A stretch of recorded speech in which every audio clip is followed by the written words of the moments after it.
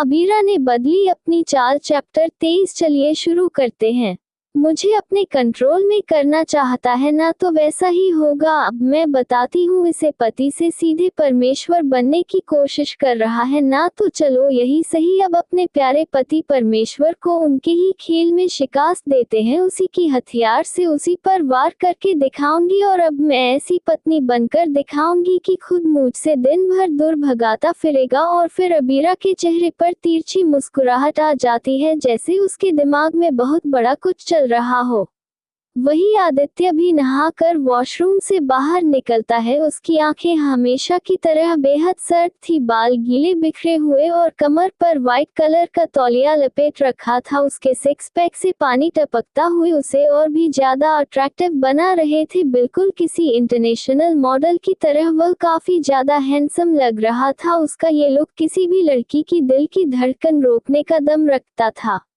आदित्य अपने सर को इधर से उधर झांकते हुए अपनी सर्द नजरें इधर से उधर घूमता है, लेकिन कमरे में उसके सिवा कोई भी नजर नहीं आ रहा था। अबीरा जो कुछ समय पहले यहाँ थी, वह अब यहाँ से गायब थी, जिसे आदित्य की नजरें थोड़ी और ठंडी पड़ जाती है। और वो जैसे ही अपना कदम आगे बढ़ता है कि तभी उसे अपने पास किसी की हल्की सांसें महसूस होती है, जिससे आदित्य की नजरें थोड़ी तिरछी हो जाती है कि तभी अगले पल उसे अपनी बॉडी पर किसी के मुलायम सॉफ्ट हाथों की छुअन महसूस होती है। और यह टच बहुत ही ज्यादा जानी पहचानी थी, जिससे आदित्य की आंखें खुद ब खुद बंद हो जाती है। वही अबीरा आदित्य को पीछे से हक करते हुए अपनी धीमी आवाज में कहती है, सॉरी, मुझे माफ कर दो, मुझे इतना ज्यादा हाइप नहीं होना चाहिए था। अबीरा ने लगभग ये बात बोलते हुए आदित्य की खुली पीठ से अपना सर लगाते हुए कहा। वही आदित्य की आंखें अभी भी बंद थी, लेकिन अबीरा के कहे ये शब्द सुन जैसे आदित्य के अंदर जो गुस्सा था वह धीरे धीरे कर कम हो रहा था। लेकिन आदित्य अपने चेहरे के भाव से बिल्कुल भी जाहिर नहीं होने देना चाहता था कि वह अब शांत हो रहा है। वही अबीरा आदित्य पर अपनी पकड़ और भी ज्यादा कसते हुए चीनी जैसी मीठी आवाज में कहती है, हस्बैंड, मुझे पता है कि मैं गलत किया, चाहे मैं कितनी बड़ी प्रॉब्लम में ही क्यों ना हो, लेकिन मुझे ये बात नहीं बोलनी चाहिए थी। मैं सच में बहुत बड़ी स्टूपिड बेवकूफ हूँ और अपनी जुबान को संभाल भी नहीं सकती। जब देखो तब ना जाने क्या क्या बोलती रहती हूँ और अनजाने में इतनी बड़ी गलती कर बैठी। ऊपर से तुम पर ही मैं गुस्सा भी किया। मुझे पता है कि मैं गलत थी, तो क्या तुम मुझे माफ नहीं करोगे प्लीज? एक बार, आई प्रॉमिस, मैं फिर से ऐसी कोई भी गलती नहीं करूंगी और अपने मुंह पर बिल्कुल टेप लगा लूंगी। और फिर अबीरा आधा तिरछा मुंह बनाने लगी, क्योंकि वह कैसे भी करके अभी आदित्य को अपनी बोतल में उतर रही थी। लेकिन आदित्य को अबीरा की अचानक से इतनी मीठी मीठी बातें हजम नहीं हो रही थी। कुछ पलों के लिए तो वह अबीरा के कहे शब्दों में बहक रहा था, लेकिन उसकी कठोर पर्सनैलिटी अबीरा की बातों में ना फंसने का इशारा कर रही थी, क्योंकि इतना जल्दी तो कोई अपने कपड़े तक चेंज नहीं करता जितनी जल्दी अबीरा ने अपना मूड चेंज कर लिया था। और इतने प्यारे प्यारे शब्द जैसे उसकी जुबान से शहद टपक रहा हो। आदित्य अबीरा के हाथों को अपनी कमर से हटाते हुए उसके हाथ को खींचकर खुद के सामने कर देता है। वही अबीरा जो अचानक से खींचे जाने की वजह से हैरानी से आदित्य को देखने लगती है, जिसके चेहरे पर हमेशा की तरह कठोर भाव थे और आंखों में शक्ति, जिससे अपने आप ही अबीरा के होठों से धीमी आवाज में अपने आप ही निकल जाता है, खड़ूस कहीं का। लेकिन आदित्य के कान इतने तेज थे कि उसे अबीरा की इतनी धीमी कही हुई आवाज भी क्लियर सुनाई दे रही थी, जिससे उसकी आंखें थोड़ी छोटी हो जाती है। लेकिन वह कुछ नहीं कहता और अबीर के चेहरे को ही देखने लगता है, जिसके चेहरे पर पूरे जहां की मासूमियत बिखरी हुई थी। वह बिल्कुल पप्पी सा फेस बनाकर आदित्य को ऐसे देख रही थी जैसे वह कितनी मासूम है, और उससे ज्यादा मासूम तो इस दुनिया में कोई हो ही नहीं सकता।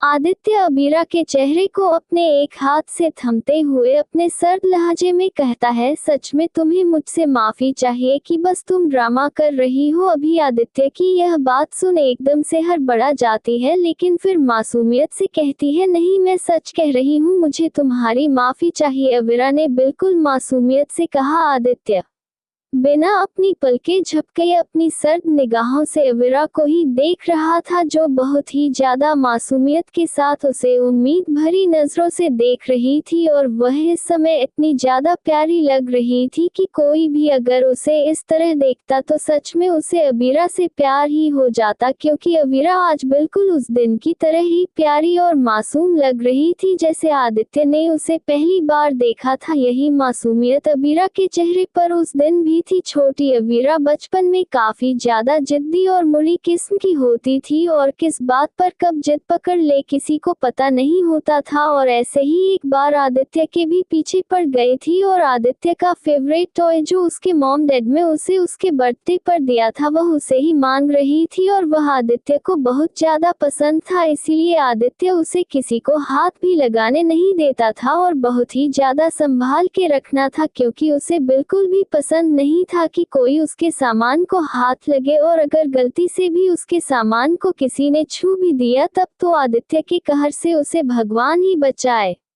लेकिन आदित्य के उसे खिलौने पर अबीरा की नजर पड़ गई थी और उसने भोकाल मचा दिया था उस खिलौने के लिए, क्योंकि घर का कोई भी सर्वेंट उसे खिलौने को छूने भी नहीं दे रहा था। वही दादाजी ने भी जब देखा और उसे मनाने की कोशिश की तो अबीरा मुंह फुलाकर बैठ गई कि उसे तो वही खिलौना चाहिए, और वह गुस्सा होकर सीधे गार्डन में जाकर झूले पर बैठ गई। वही आदित्य भी स्कूल से वापस आ चुका था, और जब उसने अबीरा को गार्डन में झूले पर बैठे हुए देखा उसके दोनों गाल बिल्कुल गुब्बारे की तरह फैले हुए थे। हाथों को उसने आपस में टाइटली फोल्ड किया था। उसे देखकर ही साफ पता चल रहा था कि उसके नाक पर गुस्से ने अपना कब्जा कर रखा है।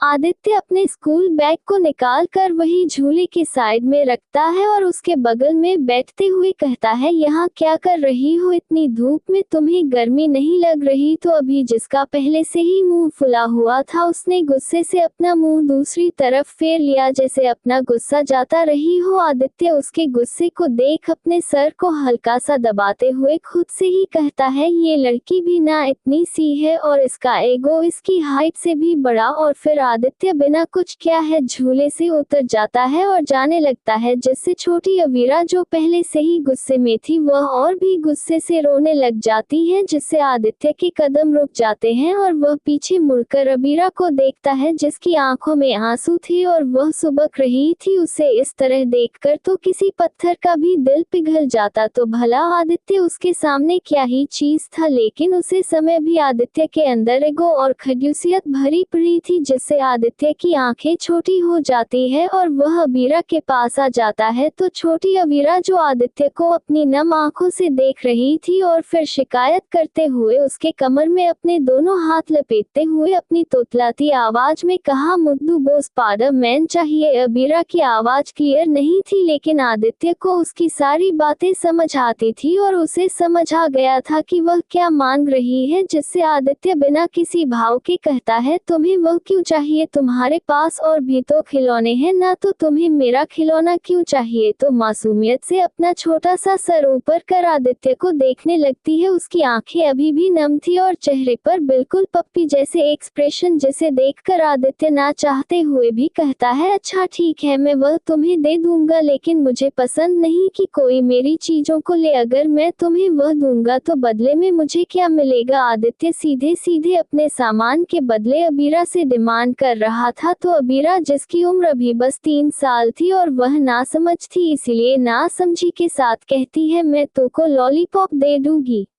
आदित्य अवीरा की यह बात सुन कहता है, लेकिन मैं उसका क्या करूंगा? मैं तुम्हें एक ही शर्त पर अपना खिलौना दूंगा। तुम्हें मुझसे प्रॉमिस करना होगा कि तुम मेरे सिवा किसी के साथ नहीं खेलोगी और ना ही मेरे सिवा किसी और को देखोगी भी नहीं। आदित्य के कहे शब्दों में उसकी पोजीशन साफ झलक रही थी, लेकिन अबीरा बहुत छोटी थी इसलिए उसमें समझ भी बिल्कुल नहीं थी और आदित्य की बातें उसके सर के ऊपर से जा रही थी, लेकिन उसे उस खिलौने का लालच था और उसे वह चाहिए था, इसीलिए वह हाँ में अपना सर हिला देती है और पिन की प्रॉमिस करते हुए कहती है ठीक है और फिर मुस्कुरा देती है क्योंकि आदित्य अब उसे अपना खिलौना देने को तैयार था और फिर इतनी ज्यादा खोज थी कि वह आदित्य के गले लगाते हुए उसे गाल पर किस कर देती है, जिससे आदित्य तो एक पल के लिए अवीरा को देखता रह जाता है। वही आदित्य के दादाजी यह नजारा देख हंस पड़ते हैं, वही अवीरा भी खिलखिलाकर हंस रही थी और यह पहली बार था जब आदित्य के दिल में अवीरा के लिए फीलिंग्स आना शुरू हो गई थी। आदित्य को अपनी सारी पुरानी मेमोरी याद थी और अबीरा के भी साथ बिताए हुए हर वह लम्हे। भले ही अबीरा आदित्य के घर पर बचपन में कुछ दिनों के लिए ही आई थी, लेकिन उसे कुछ दिनों में ही अबीरा आदित्य की दुनिया बन गई थी और उसके दिल में एक अलग ही जगह बना चुकी थी, जिसकी वजह से उसने अपने दादाजी के इस फैसले का कभी विरोध नहीं किया, क्योंकि वह खुद चाहता था कि अबीरा उसकी जिंदगी में आए। लेकिन समय कुछ इस तरह बदल कि अबीरा एक बार गई तो वापस कभी लौट कर नहीं आए और आदित्य ने फैसला कर लिया था कि वह सिर्फ अबीरा को ही चाहेगा और बढ़ती हुई उम्र के साथ अबीरा के लिए उसका प्यार भी बढ़ता गया और साथ ही अबीरा आदित्य का जुनून बन चुकी थी। भले ही उसने अबीरा को देखा नहीं था, लेकिन उसके दिल में सिर्फ अबीरा थी। लेकिन जब आदित्य इतने सालों बाद अबीरा से मिला तो अबीरा पूरी तरह से बदल चुकी थी, लेकिन उसका गुस्सा और जिद्दीपन आज भी वैसा ही था। लेकिन आदित्य की दुनिया तो तब उजड़ गई जब अबीरा ने उसे पहचानने से भी इनकार कर दिया। उसी समय आदित्य को ऐसा लगा जैसे मानो पूरी दुनिया ही खत्म हो चुकी है। अबीरा उसकी तरफ देख भी नहीं रही थी, जैसे वह उसे जानती ही ना हो। वह अपने बचपन के सारे वादे और यादें सब भूला चुकी थी, जो आदित्य के लिए ऐसे दर्द की तरह बन चुका था जिसका कोई इलाज नहीं था। इसीलिए आदित्य ने अबीरा के साथ जोर जबरदस्ती मजबूर करके उससे शादी की और उसके सामने अपनी फीलिंग कभी भी जाहिर नहीं करना चाहता था। लेकिन कभी कभी उसका दिल उसके आपे से बाहर हो जाता था और उसका वह चेहरा जिसे वह पूरी दुनिया से छुपाता था, उसे लाख कोशिशें के बाद भी अबीरा से छुपा नहीं पाता था। और साथ ही उसे यह डर भी था कि कहीं अबीरा एक दिन उसे छोड़कर ना चली जाए, इसलिए वह उसे डरता धमकता था ताकि अबीरा के दिल में उसके लिए एक डर बना रहे और वह उसे सपने में भी छोड़कर जाने की ना सोचे। अबीरा और आदित्य दोनों ही एक दूसरे के बिल्कुल आमने सामने थे। आदित्य के जज्बात उसके ऊपर हावी होते कि तभी आदित्य अबीरा के चेहरे को अपने चेहरे के बेहद करीब करते हुए अपनी कठोर आवाज में कहता है, सोच लो, अगर तुम्हें माफी चाहिए तो बाद में तुम अपने कदम पीछे नहीं कर सकती हो। आदित्य की यह बात सुन अबीरा एक पल के लिए घबरा गई, लेकिन फिर अपनी सारी हिम्मत जताते हुए अपने चेहरे पर फीकी मुस्कुराहट के साथ कहा, मैंने तो अपने आप को न जाने कब से तुम्हारे हवाले कर दिया है, तो भला अब मैं क्या ही अपना कदम पीछे करूंगी। तुम्हारे सिवा तो मेरे पास कोई भी ऑप्शन नहीं है और ना कोई रास्ता। तुम ही आरंभ हो तो तुम ही अंत, तुम्हें छोड़कर भला मैं कहाँ ही जा पाऊंगी। अबीर की यह शब्द आदित्य के दिल को छू गए थे, जिससे आदित्य के चेहरे के भाव कुछ सेकंड के लिए बदल जाते हैं और उसके चेहरे पर हल्की सी मुस्कुराहट आ जाती है, लेकिन कुछ ही पलों में वह गायब भी हो जाती है, जिसे अबीरा बिल्कुल भी नोटिस नहीं कर पाई थी, क्योंकि वह उसकी आंखों में ही देख रही थी जिनमें काफी ज्यादा गहरा जुनून से भरा प्यार नजर आ रहा था, जिसकी शायद कोई हद नहीं थी। वह बेहद था जिसमें दर्द था तो सुकून भी। इश्क की जलती हुई आग में एक अलग ही नशा था जिसे अबीरा भी आदित्य की करीबी से महसूस कर पा रही थी, क्योंकि आदित्य का इश्क अबीरा को सिर्फ तकलीफ देता था लेकिन साथ ही सुकून भी, क्योंकि उसका गुस्सा बिल्कुल महाकाल जैसा था जो सब बर्बाद करने की ताकत रखते थे, पर प्यार बिल्कुल महादेव जैसा जो कभी ना खत्म होने वाला, अनंत काल तक चलने वाला। क्या आदित्य के पत्थर जैसे कठोर दिल को अबीरा अपने प्यार से पिघला देगी या फिर खुद उसके फितूर की सारी हदें पार कर उसका दीवानापन बन जाएगी, जो बेहद से भी बेहद होगा, जानेंगे जल्द ही। मिलते हैं नेक्स्ट एपिसोड में। Thanks for watching.